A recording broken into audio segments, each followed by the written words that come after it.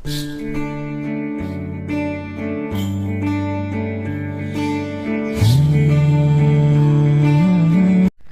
नमस्ते सम्पूर्ण ग्रिसवासी नेपाली दाजुभाइहरूमा र म नेसन भ्लगबाट सबैलाई नमस्कार भन्न चाहन्छु।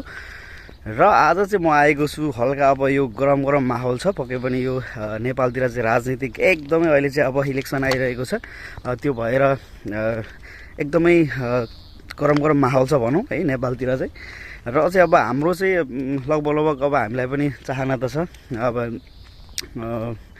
भोट गरौँ, अहिले चाहिँ पक्कै पनि भोट गर्नै पर्ने जस्तो छ हैन। तर अब हामी चाहिँ यो विदेशी भूमिमा त्यहाँमाथि इलिगल भएर बसेका छौँ, त्यो भएर हामीले चाहिँ चाहेर पनि जान सकिँदैन। र कतिपय धेरै नेपालीहरू हुन्छ ग्रिसमा चाहिँ, उहाँहरूले चाहिँ अब चाहेर पनि जान सक्नु हुँदैन है। त्यो भएर चाहिँ एकदमै गाह्रो छ हामीलाई चाहिँ, हामी चाहिँ चाहेर पनि जान सक्दैनौँ, हामीसँग कुनै त्यस्तो कार्ड छैन, त्यो भएर पनि। तर हामी सपोर्ट चाहिँ पक्कै पनि गरिरहेका छौँ। हामीले विदेशमै बसेर भए पनि हाम्रो फ्यामिलीमा, हाम्रो आफन्तहरूमा चाहिँ यसमा चाहिँ है यो चाहिँ अहिले चाहिँ अलिकति ठिक छ भनेर हामीले चाहिँ सजेसन चाहिँ गरिरहेकै छौँ है। अब के भनौँ, अब धेरै पहिलादेखि नै अब हामीले चाहिँ अरू पार्टीहरू चाहिँ अब होइन 45 वर्षदेखि 45 वर्षदेखि अब सबैलाई हेर्दै आइरहेकै हो होइन। र अहिलेसम्म नेपालमा चाहिँ जुन तरिकाको अब नेपालै लगभग नरहने जस्तो स्थिति रहिरहेको छ होइन। एकदम नेपालको चाहिँ एकदम बिजोकै स्थिति छ। जति पनि युवाहरू छ सबै हामी चाहिँ विदेशिनु पर्ने बाध्यता छ। नेपालमा चाहिँ त्यस्तो कुनै रोजगारी सिर्जना हुने त्यस्तो कुनै वातावरण नै छैन। र केही गर्छु भन्दा पनि त्यस्तो केही हुने जस्तो चाहिँ छैन। किनभने मैले पनि केही गर्छु भनेर म जस्तो युवा धेरैले गरे होला होइन, बिजनेस गर्छु अथवा कुनै त्यस्तो 2-4 जनालाई रोजगारी सिर्जना हुने गरी केही गर्छु भनेर त अब गर्न खोजियो, मैले पनि गर्न खोजेकै हो होइन। अब त्यही हो, नेपालमा चाहिँ केही गरी पनि गर्न सकिँदैन पक्कै पनि। मैले चाहिँ लगभग 3-4 सालको मेरो पनि केही एउटा बिजनेसमा चाहिँ गरेको थिएँ होइन।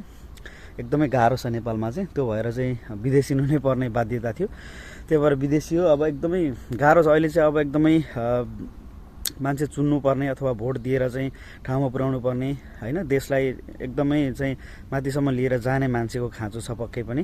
र चाहिँ अब सबै अहिले युवाले जति पनि विदेशिनु भएको युवाहरू छ, पक्कै पनि युवाहरूको ढुकढुकीमा चाहिँ अहिले अब बालेन शाह नै हुनुहुन्छ। अब हामीले पनि पक्कै पनि बालेन शाहलाई नै हेर्न चाहेको छौँ योचोटि चाहिँ कस्तो हुन्छ के हुन्छ भनेर।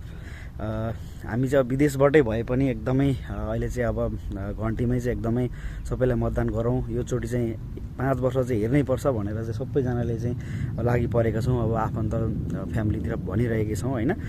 केही हुन्छ कि नेपालमा हामी पनि अब देशमै बस्ने त्यस्तो कुनै वातावरण मिल्छ कि बनाउँछन् कि भनेर चाहिँ हामी पक्कै पनि सपोर्ट गरिरहेका छौँ।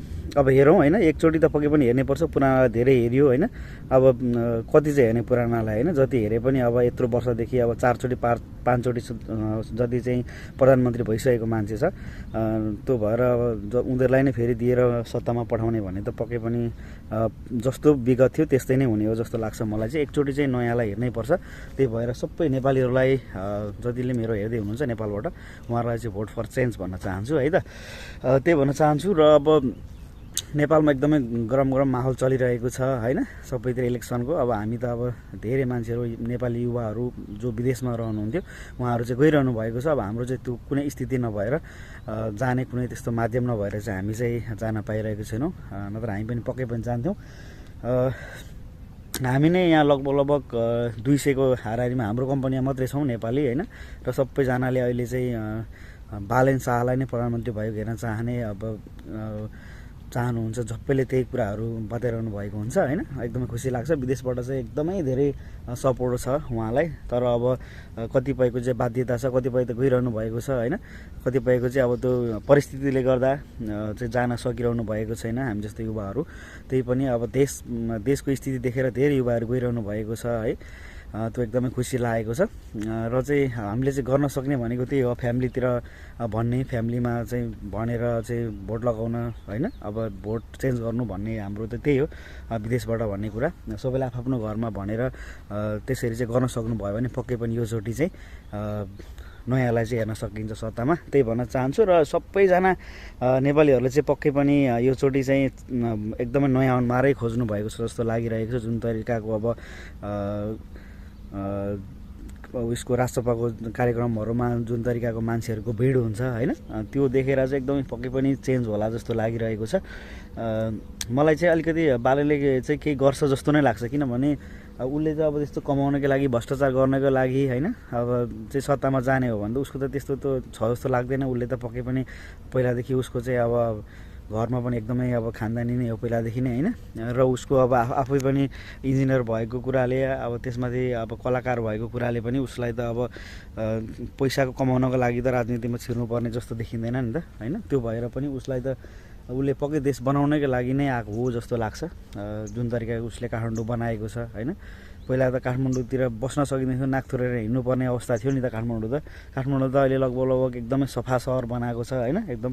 त्यो तरिकाले हेर्दा पनि ठुल्ठुलो नेताहरूको भाषण ठुल्ठुलो सुनेर ओहो यो गर्ने त्यो गर्ने स्विजरल्यान्ड बनाउने भन्दा पनि आफ्नै देशमा जे छ त्यसलाई चाहिँ एकदमै सदुपयोग गरेर त्यसैलाई चाहिँ राम्रो बनाउनु चाहिँ एकदमै ठुलो कुरा। ठुलो कुराहरू गर्नु पर्दैन, सानो कुराहरू गर्दा पनि एकदमै चाहिँ देशमा चाहिँ एकदमै सुपा सगर होइन, त्यसपछि देश आफै विकास हुँदै जाने हो कि होइन। ठुल्ठुलो कुरा गरेर मात्रै हुने होइन, स्विजरल्यान्ड बनाउँछु होइन, यता बनाउँछु उता बनाउँछु सिङ्गापुर बनाउँछु भनेर मात्रै देश बन्दैन।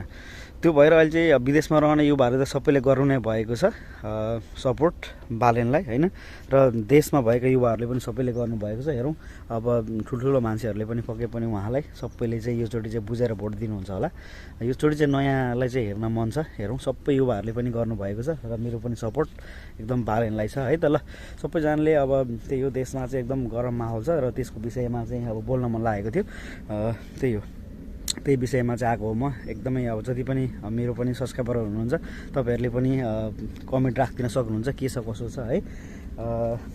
तपाईँहरू चाहिँ कसलाई सपोर्ट गर्दै हुनुहुन्छ, योचोटि कसलाई भोट हाल्दै हुनुहुन्छ त्यो पनि कमेन्टमा राखिदिनु होला है त। ल त्यही भन्न चाहन्छु। लामो भिडियो बनाइन पक्कै पनि, किनभने एकदम राजनीति विषयमा चाहिँ जति धेरै बहस गरे पनि अब हामी त एकदमै अब धेरै त्यस्तो जानकार छैनौँ नि त। हामीलाई चाहिँ जो अलिकति ठिक लाग्यो त्यसैको विषयमा त हामीले त बोल्ने हो होइन। र पुराना त धेरै हेरिसक्यो, अब सबै हाम्रो बुवा बाजेको पालादेखि हेरेर आउनुभएको, अहिलेसम्म हेरिरहनु भएको छ, प्रगति केही भएको छैन होइन। त्यो भएर चाहिँ योचोटि नयाँलाई पक्कै पनि हेर्नुपर्छ भन्ने हाम्रो पनि धारणा। ल त्यही भन्न चाहन्छु, सबैजनाले कमेन्ट राखिदिनु होला है त। ल अहिले चाहिँ बिदा हुन चाहन्छु। हवस् त, नमस्ते। सबैजना च्यानललाई सब्सक्राइब गरेर जोडिनु होला। धन्यवाद। जय नेपाल।